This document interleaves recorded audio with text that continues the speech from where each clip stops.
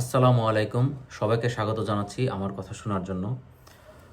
আজকে ২ দিন হয়ে গেল বাংলাদেশের সাবেক প্রধানমন্ত্রী এবং আওয়ামী লীগ সভানেত্রী শেখ হাসিনা তিনি দিল্লিতে যে সংবাদ সম্মেলন করেছিলেন।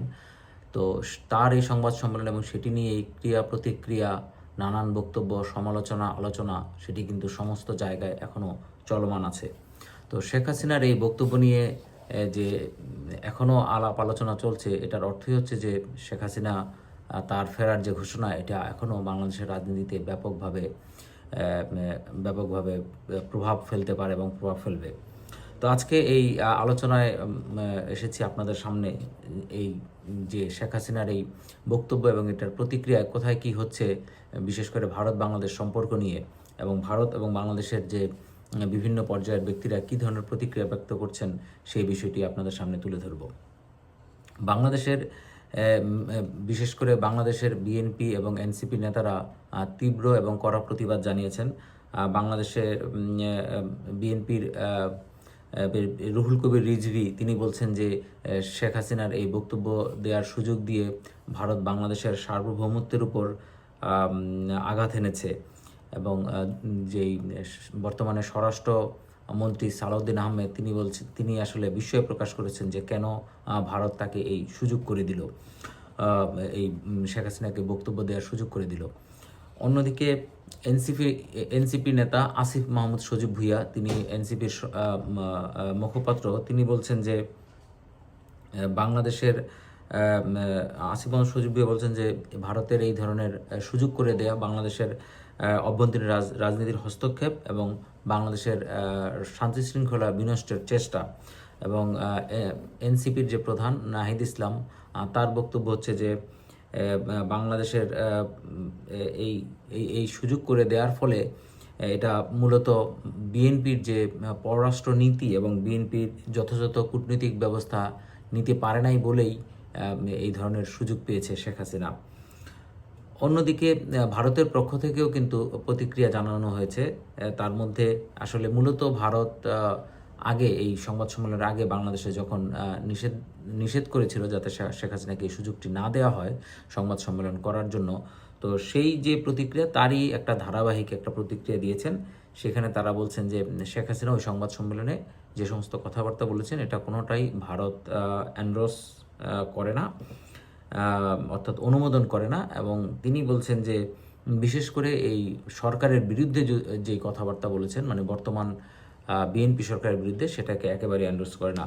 তবে আপনারা জানেন যে সেখানে সাবেক প্রধানমন্ত্রীর ছেলে সজীব ওয়াজেদ জয় যুক্ত হয়েছিলেন, এবং সজীব ওয়াজেদ জয় বলছেন যে বাংলাদেশ আসলে আরও একটা পাকিস্তান হয়ে যাচ্ছে, দ্বিতীয় পাকিস্তান হচ্ছে, এবং সেখানে আইএসআই ব্যাপকভাবে সংশ্লিষ্ট রয়েছে এবং বাংলাদেশে একটা জঙ্গিবাদের উত্থান ঘটতে যাচ্ছে, যেটার প্রতি ভারতের নজর দেওয়া উচিত। এবং বিদেশি সংবাদ মাধ্যমকে তিনি অনুরোধ করেছেন যাতে এই বিষয়গুলিকে নিয়ে তারা আরও বেশি সংবাদ প্রচার করেন। কারণ আপনারা জানেন যে বাংলাদেশে যে আইএস ইসলামী স্টেট বা আইএসের মতাদর্শের যে পতাকা উত্তোলন, কালো পতাকা, সেগুলি দেখানো হচ্ছে এবং বিভিন্ন জায়গায় মানুষকে হেনস্থা করা,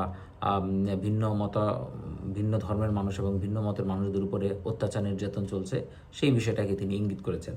তো এই বিষয়ে কিন্তু ভারতের যে পররাষ্ট্র মন্ত্রণালয়ের মুখপাত্র রণধীর জয়সওয়াল, তিনি বলছেন যে তারা প্রতিবেশী যে কোনো দেশের বিভিন্ন ঘটনার প্রতি তীব্রভাবে নজর রাখেন এবং ভারতের যে সার্বভৌমত্ব, ভারতের যে নিরাপত্তা, এই বিষয়টা নিয়ে তারা সবসময় কাজ করেন। এটাকে, তার বক্তব্যকে এক ধরনের উড়িয়েও দেননি, আবার একেবারে বাতিলও করে দেননি, আবার এটা নিয়ে একটা কূটনীতিক যে বক্তব্য সেটা কিন্তু দিয়েছেন।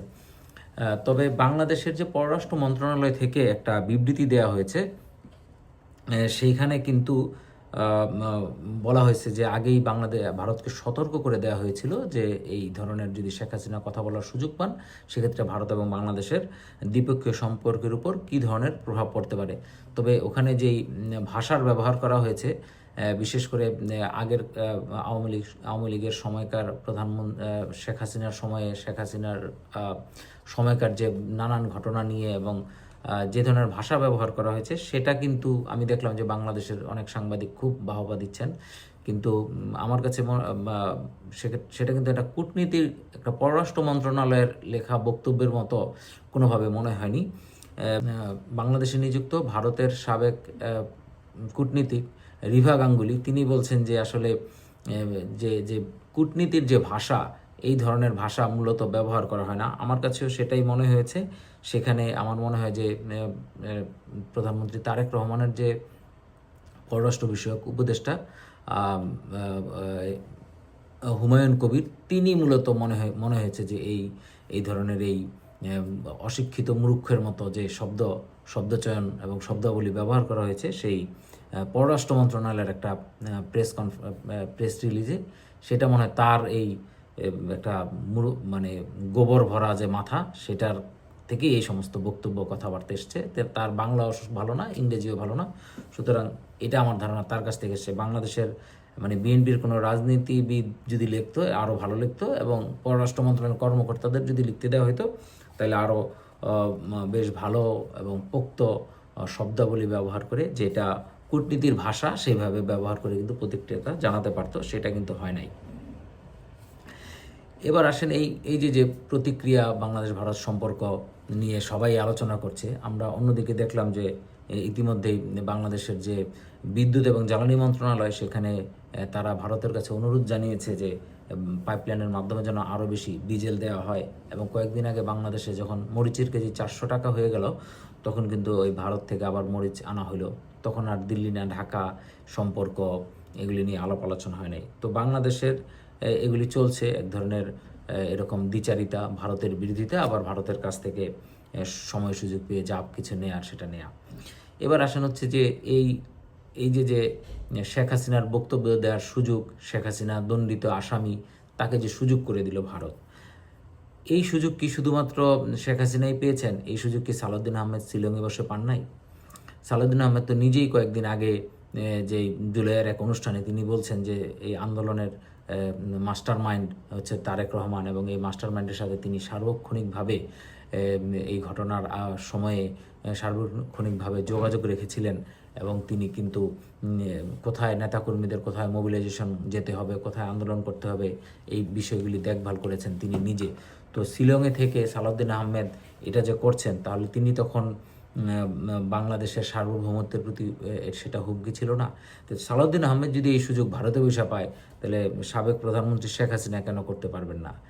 আবার দেখেন এই যে তারেক রহমান 17 বছর লন্ডনে ছিলেন, নির্বাসনে ছিলেন, সেইখান থেকে কিন্তু তার পুরো দলটা তিনি পরিচালনা করেছেন। 2018 সালের নির্বাচনের আগে দলের স্থায়ী কমিটির বৈঠকে তিনি উপস্থিত হতেন। এই যে 3 ধাপে যে নির্বাচনের সময়ে যে প্রতিটা আসনে 3 জনকে নমিনেশন দেয়া, সেখান থেকে ব্যবসা বাণিজ্য করা, এই কাজগুলি কিন্তু তিনি নিজে করেছেন। নমিনেশন দেওয়ার বিনিময়ে টাকা পয়সা নেওয়ার কাজটা তিনি নিজে করেছেন। একদল ঢাকা থেকে নমিনেশন দিয়েছে মির্জা ফখরুল, আবার তিনি অন্য আরেকজনকে চিঠি পাঠিয়ে দিয়েছেন।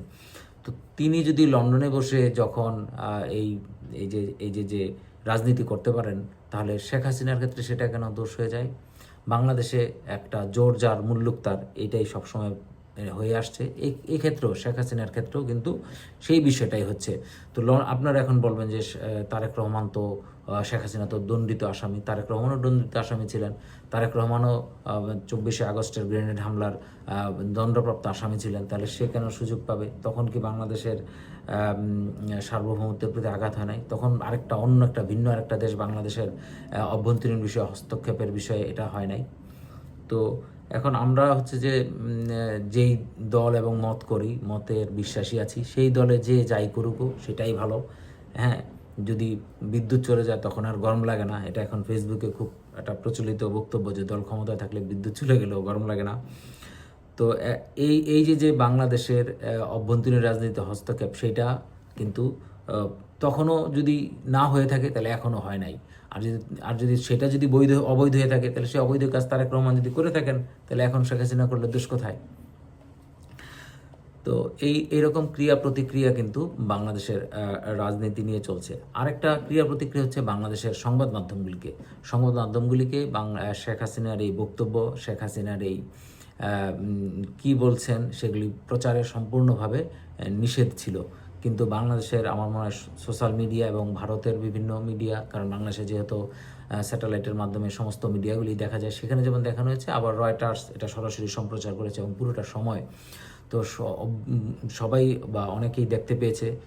এবং একই সাথে আজকে এখন আমার সামনে প্রথম আলো খোলা আছে, সেখানে বলছেন যে দিল্লিতে হাসিনার সংবাদ সম্মেলন ও দেশে ফেরার ঘোষণা নিয়ে কি বলছেন বিশ্লেষকরা।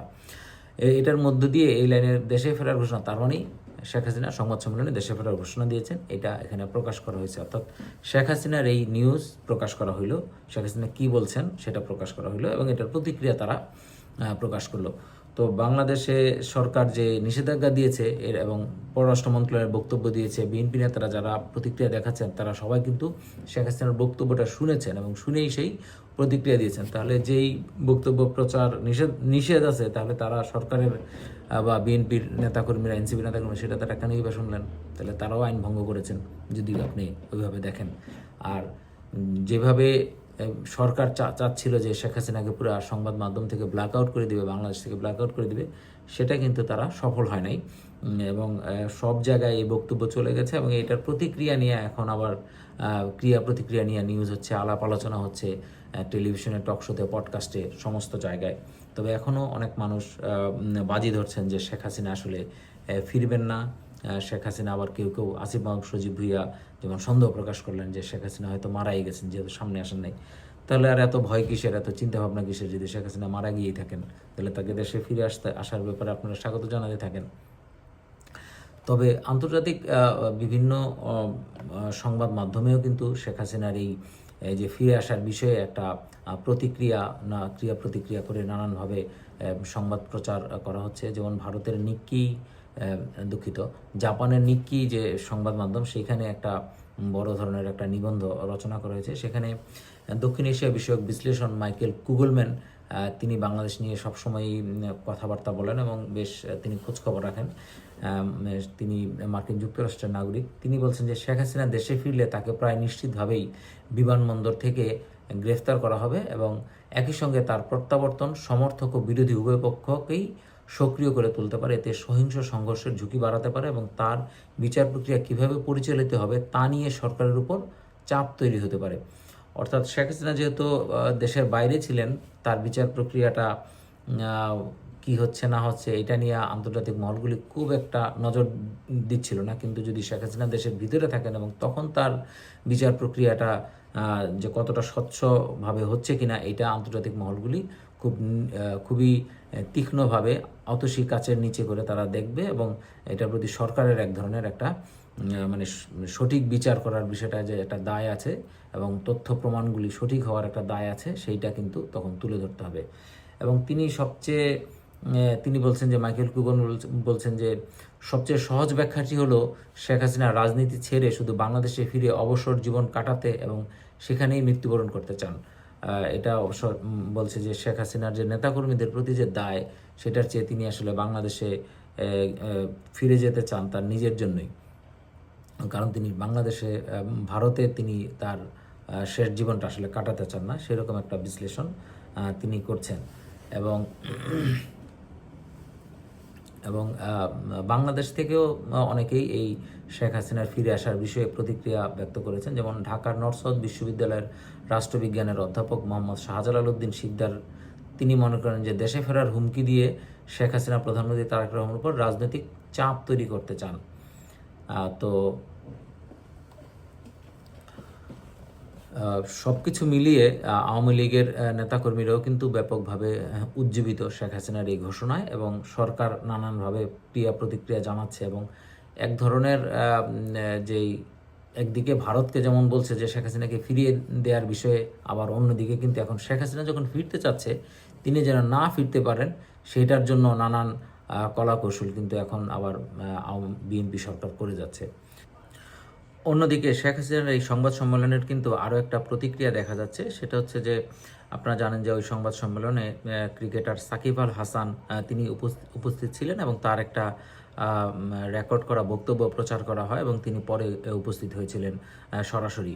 তো তার এই উপস্থিতির কারণে কিন্তু ওই দিনই সন্ধ্যায় তার বাড়িতে হামলা হয় এবং তার বাড়িতে ভাঙচুর, ককটেল নিক্ষেপ এবং পুড়িয়ে দেওয়া হয় তার বাড়ি ঘর। এবং একই সাথে আপনার সাবেক শিক্ষা প্রতিমন্ত্রী মহিবুল হাসান নওফেল, নওফেলের বাড়িতেও কিন্তু চট্টগ্রামের বাড়িতে ভাঙচুর, হামলা এবং লুটপাটের ঘটনা ঘটেছে। তো শেখ হাসিনার যেহেতু এখন আর লুটপাট এবং ভাঙচুর করার মতো কিছু নাই, 32 নম্বরও নাই, সুজা সদনও নাই, তো সেই কারণে শেখ হাসিনার আর এই মুহূর্তে আর কোনো কিছু ভাঙচুর করা হয় নাই। কিন্তু বাংলাদেশের রাজনীতিতে এই যে একটা বক্তব্য দেওয়ার পরে এবং তাদের বাড়িতে যে ভাঙচুর হামলার যে এই ধরনের সংস্কৃতি কালচার এই সময়ে গড়ে উঠলো, বিএনপি যদি মনে করে যে তারা সারা জীবন ক্ষমতায় থাকবে, জামাত যদি মনে করে তারা সারা জীবন ক্ষমতায় থাকবে, আর কোনো রাজনৈতিক দল কোনোদিনও আর ক্ষমতায় আসতে পারবে না, পালাবদল হবে না, তাহলে ভালো যদি সারা জীবন ক্ষমতায় থাকে। কিন্তু যখন পালাবদল হবে তারাও যদি এরকম কথাবার্তা বলে, তখন তারাও কিন্তু তাদের এই বাড়িঘর মাথায় করে নিয়ে পালিয়ে যেতে পারবে না, বাড়িঘর কিন্তু বাংলাদেশেই রেখে পালাতে হবে। তো তাদেরও সেখানে কিন্তু অন্য যে বিরোধী দল, সরকারি দল ওই সময় যারা থাকবে তারাও কিন্তু হামলা চালাতে পারে। এই বিষয়টা যেহেতু তারা আর মাথায় রাখছে না, তো মূলত এই আচরণই কিন্তু একটা স্বৈরাচারী আচরণ এবং ফেসিবাদী আচরণ। এবং সেটাই কিন্তু যে বিএনপির প্রধান তারেক রহমান দেশে এসে বলছিলেন আইনের শাসনে দেশ চলবে, সেই আইনের শাসনের দেশ কিন্তু তিনি চালাতে পারছেন না, তিনি ব্যর্থ হয়েছেন। সবাই ভালো থাকবেন, সবাইকে ধন্যবাদ জানাচ্ছি আমার কথা শোনার জন্য।